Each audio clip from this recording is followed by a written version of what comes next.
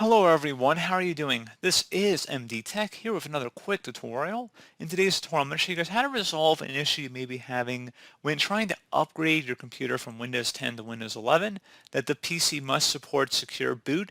Now this is one of those hard requirements for the upgrade to Windows 11, and when I say hard, I mean there's no flexibility with it. Soft requirements, there's more flexibility whether you meet the requirements or not, but secure boot alongside the TPM 2.0 requirements seem to be pretty important for Windows 11, even though in some of the earlier beta builds you don't really need it.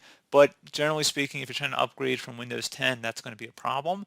So we're going to go about how to resolve the secure boot issue here, which is fairly easy to resolve in my opinion, and we're going to go ahead and jump straight into it.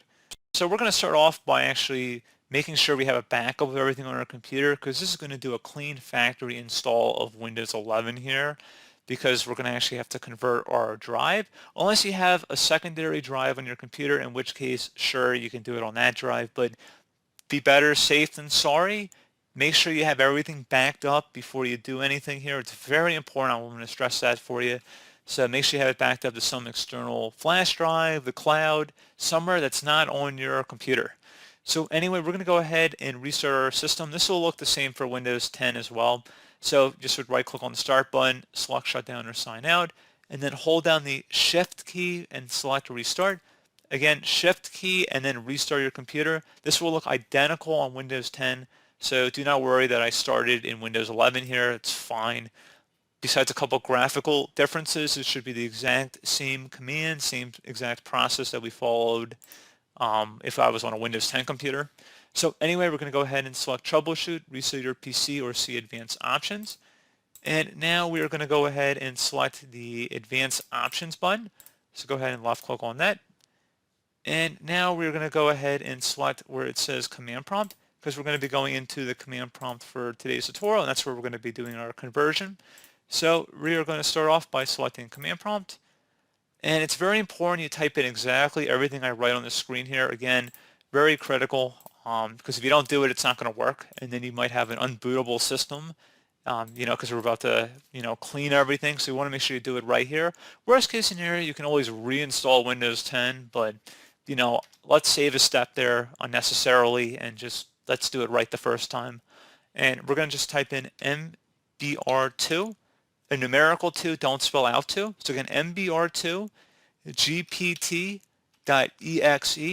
space /convert. Again, exactly how you see it on my screen here. So again, MBR2 gpt.exe space /convert. I will have this zoomed in on the screen as well so you can see it a little bit better. Hit enter on the keyboard. So it should say the MBR2GP will now attempt to convert the default boot disk. If conversion is successful, the disk can only be booted in GPT mode. These changes cannot be undone. Now that we've done this, we're not finished yet because we still have to change it to the UEFI model. So close out of here, and you're going to go turn off your PC, and then you're going to go into your boot menu, so your BIOS. So select your BIOS key when your computer is booting up.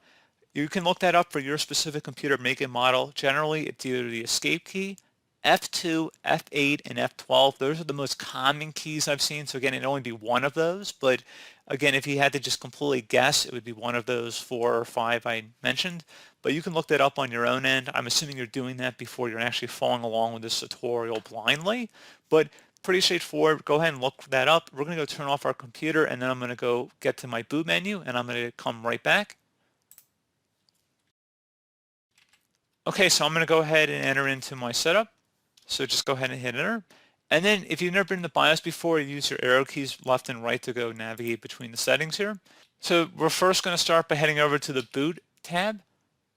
And then you want to select boot mode. Now, I don't have one in my case since I'm in a virtual environment because it's a little bit weird here. You would select boot mode, and then you would change it to UEFI. Again, you would change it to UEFI mode. So you would change that. Again, it would be under the boot tab here. And then you go to the security tab, and then you navigate down to secure boot, and you would change that to enabled. So you would see that on your system. I'm in a virtual environment here. That's why I don't have all these settings, and my computer doesn't even have secure boot. But I'm just saying that that's how you would go about doing it.